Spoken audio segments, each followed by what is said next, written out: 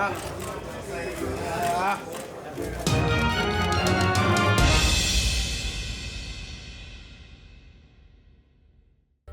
Fury can do the same thing again, says Andy Ruiz, and Andy Ruiz now says he too can beat Deontay Wilder. What up, Fight World? It's your boy Ego, and I'm back with some more boxing. Make sure you smash the like button. Also subscribe to the channel for the latest and greatest in boxing. If you want to become part of the gang, notification gang, please hit the bell icon. Shout out to the super chats, channel donations, the Venmo donations, and the Patreon family. We working. Sign up for ESPN Plus below using my link. It does help the channel. And you can also order UFC 248 ESPN pay-per-view, ESPN Plus pay-per-view, and that helps my channel as well. Should be a good main event. Adesanya defending his title against Yoel Romero. Now, again, this all helps the channel. Let's get into it. Andy Ruiz, he was a guest on PBC, the Inside PBC show, Fox Sports, and he did an interview. He says, and I quote, Andy Ruiz says, "I think Tyson Fury did an awesome job. He did everything with the ability that he has and his reach. He's the man right now." Andy Ruiz went on to say, "I actually had flashbacks from my fight with Anthony Joshua June 1st. It was kind of similar like that, and it was the same round as well when Deontay Wilder got hurt. It was pretty crazy, but good for Tyson Fury. I think Tyson Fury did what he had to do. He stuck to the game plan, and I'm pretty sure that he can do it again," referring to a trilogy fight. "And I can too. I can do it too. If they pick me, I'm here and I'm ready." After that shot to the ear, Deontay Wilder didn't recover and he was wobbly. Even the punches he tried to throw, they didn't have a lot of power. Wow. So Andy Ruiz is saying he too can do what Tyson Fury did and, knock out and beat Deontay the Bronze Bomber Wilder, once beaten former WBC champion of the world. Now, I made a couple of videos. The heavyweights are back. So let's all clap, smash the like button. If you're new, consider subscribing. I post daily content. I go live streams, talk this good old boxing talk, cover fights, all types of stuff. So keep it locked on the channel, tap in with us. Now, the heavyweights are back. That makes me really happy because the heavyweight division lied dormant for so long, and now we're getting some real like smoke in the heavyweight division. You got Joe Joyce, Daniel Dubois. We just had Wilder Fury 2, likely Wilder Fury 3. You got people like Dillian White. I made a video about it. He said he'll still fight Wilder, belt or no belt, because it's personal. And, Anthony Joshua, he wants to fight Fury. He says he wanted to fight Wilder. It still will happen. It's a lot going on. But with Andy Ruiz now calling out Deontay Wilder, saying he could knock him out too, it's getting interesting because that would be a big fight. I really feel like that would be a big fight. Anthony Joshua beat Andy Ruiz, and he didn't look that good. So it's surprising to hear him say what he's saying. He's like, because Wilder had a poor performance, but I thought Andy Ruiz had a poor performance too. And the difference is Andy Ruiz's performance was more disappointing because Wilder, I don't feel like he looked in shape and everything. He looked motivated. He looked focused.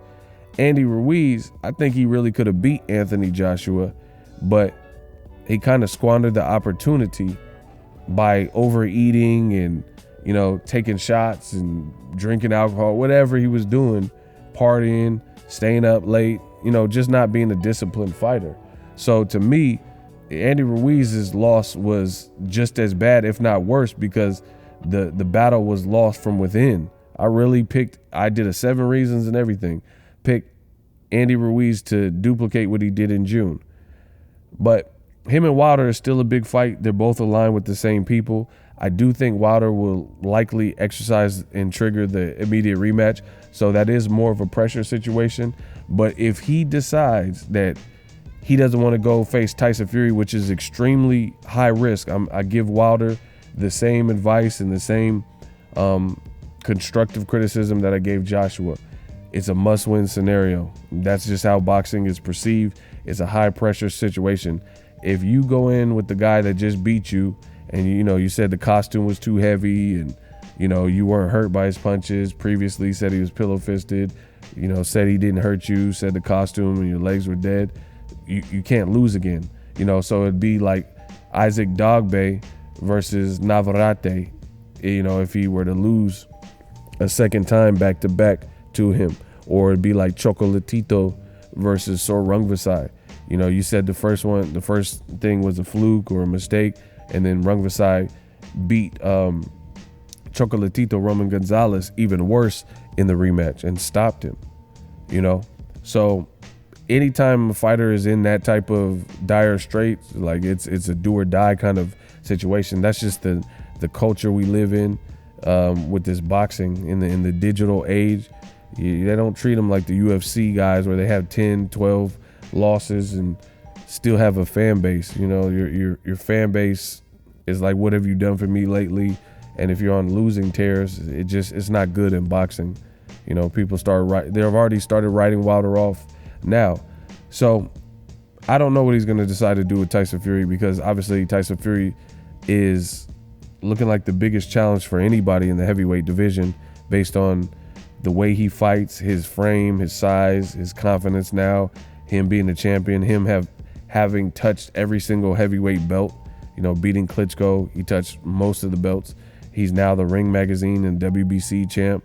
He's touched all the belts. So he's looking like the man to beat for sure. Well, he is. I can't even say he's looking like the man to beat. So whatever Wilder decides, I'm definitely good with the Wilder Fury trilogy. I think there's things that Wilder can definitely do. Now Tyson Fury can hurt you. Tyson Fury can outweigh you. You have to have a strategy for this. So it's going to be big because Wilder blamed the costume. He potentially may work with different people or not have Mark Breland, or it's just a lot of all that stuff adds and aids to the trilogy. But if for some reason he does the Jared Hurd route and says, I'm going to wait on the rematch, because Bob Arum says he has time. He said he can do another fight of his choice, get his confidence back, and then come back and fight Tyson Fury. The only downside is if you let Tyson Fury get away, then he might go on to fight Joshua or something in the UK or Saudi Arabia or something like that. And then if he were to lose to that, then, that hurts. So it's a lot of stuff, a lot to think about. So I think Wilder's probably going to fight Fury a third time. It looked like it was a success. It looked like it did good pay-per-view numbers. They're reporting it did 850,000. I haven't heard any confirmed numbers, but that's a report from Mike Coppinger from his sources. And, it looked like a pretty successful promotion. And I think the trilogy would be even bigger, all things considered. How the second fight played out, see if Fury could stop Wilder like earlier, or like, more dramatically, like actually knock him out cold, see if Wilder can knock out Fury. People would tune in. It's looking like a Juan Manuel Marquez, Pacquiao type of potential where we could see 4 fights out of this. But Andy Ruiz, him calling out Deontay Wilder, a little bit surprising, because I feel people are such creature of the moment, like we prisoners of the moment, that people are totally like shitting on Wilder and writing him off because of Tyson Fury's success. And I think Wilder's still savage. There's no shame losing to the number one guy in the division. You know what I'm saying? And Tyson Fury, he would arguably beat everybody the way he looked. The way he looked in the Klitschko fight. He made Klitschko look foolish. He made Wilder look foolish. You know what I'm saying? He's a big guy. So I'm hearing Eddie Hearn. I'm just hearing a lot of craziness. To me, it sounds crazy how people are writing Wilder off of one loss to the number one guy that everyone is saying is the number one guy, who's also bigger than Wilder, outweighs him, 50, 60 pounds, bigger reach, taller, versatile attack. You know what I'm saying? Already had 12 rounds to learn him, switched teams, and they came with a great strategy. So I don't, Dillian White saying I could have did that. Andy Ruiz is calling him out. Eddie Hearn is saying the blueprint is out there. I don't see that. I still think Wilder, the only thing that could hurt Wilder is if his aura being stripped away in the fashion of how the fight played out does something to him mentally, and he doesn't believe in himself anymore. You know, like psychologically, it's too much. And sometimes you see that with punchers. So I'm curious because I don't know what the future holds. But if Wilder is as strong as he's depicted in the past and like demonstrated, and you know, I've heard Wilder say in the past like he don't care about the record, he's about legacy and stuff. So if he demonstrates that by getting back to the basics and the fundamentals, I still see it being a problem. And I feel like the comparisons are horrible. Yes, Andy Ruiz has great combination punches. He has power. He can let his hands go. But Wilder's 6'7", and he lost to a guy who was 6'9" with a crazy wingspan, who was feinting him, and you know, has long arms and awkward. That's not the same for Andy Ruiz. Andy Ruiz is like, he looked like he's like 5'11 and a half, 6 foot. You know, he has pretty good upper body movement, deceptively fast hands, but I don't know if his footwork and foot speed is quite like Fury's. But the bigger thing is his actual stature is nowhere near Tyson Fury, and I think that's what's part of the conundrum. Like, that's part of the problem. Like, I used this example before. It's like, just because you can dunk over Allen Iverson, that don't have nothing to do with the taller, bigger players like LeBron James. That don't mean you're gonna be able to dunk over him or Kevin Durant. You know, they're different animals, different physics, different attributes, stuff like that. So a lot of people seem to be counting Wilder out. He has an amazing opportunity to learn from this and come back even hungrier with that burning desire, because people are like, you know, trying to hoe him and act like, you know, it's just he's for the pickings. Like, oh, all you got to do is back this guy up and bully him.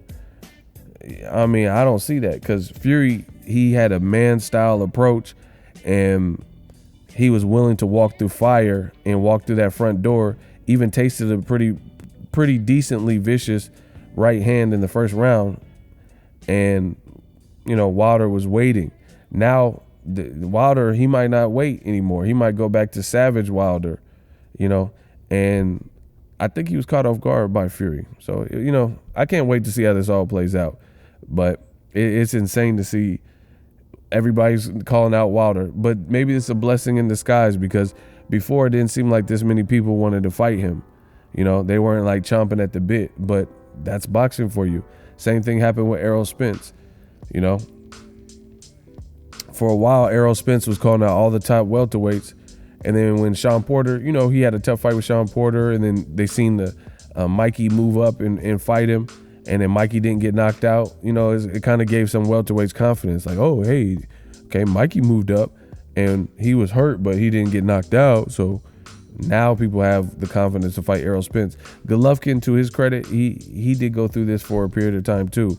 You know, it's not as exaggerated as old media would tell you, but there was some people like Canelo and Cotto at a point, Sergio Martinez, and it didn't look like when Golovkin was knocking through like Macklins and Rubios around that time, people didn't want none. Curtis Stevens, you know, around that time when he was knocking dudes out and he had like 20 knockouts in a row, people didn't really want the smoke.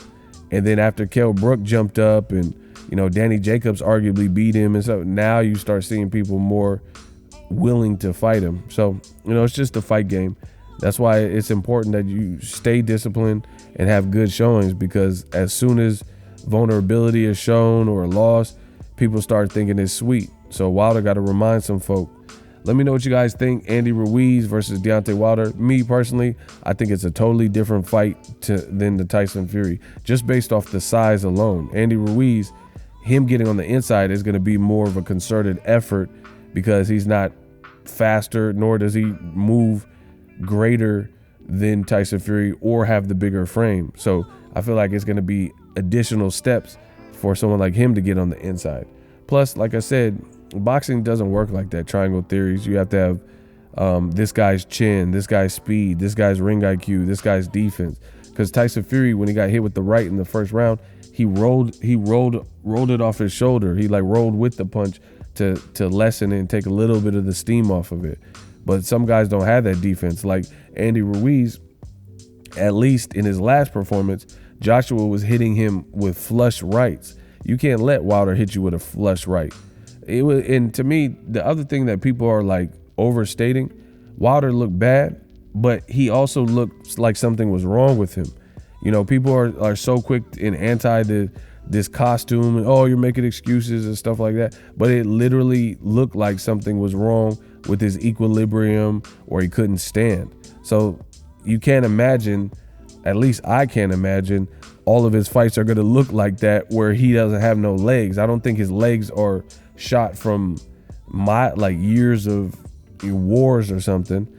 Whatever was wrong with his legs in that fight, plus Tyson Fury grinding him down with punches and leaning on him, it didn't work out. But you know, I would imagine Wilder is going to try at least to you know, ask some of the greats, you know, the people who came before him, what they did to preserve their legs, and you know, make sure that they don't come in with noodle legs and dead legs and things like that. So I'm sure Wilder's team is smart enough, and he as a person is smart enough to try to at least have some corrective action, because I really don't think that Wilder's legs are just shot from years of competing. He started boxing late, and he's highly athletic, and he's 34 or something like that. Like, some guys don't have legs from so many training camps and having 400 amateur, you know, fights and stuff like that. So just wear and tear, grinding your body for so many years. I don't think that's Wilder's case. Whatever happened with this is the only fight where it was evident, and unfortunately for him, it was a big fight where so much was, it was a high stakes fight, and you know, it was a horrible night to have that happen. But you know, I don't imagine it's going to show up in all of his fights. So Wilder just has to preserve himself mentally. I think he'll be all right.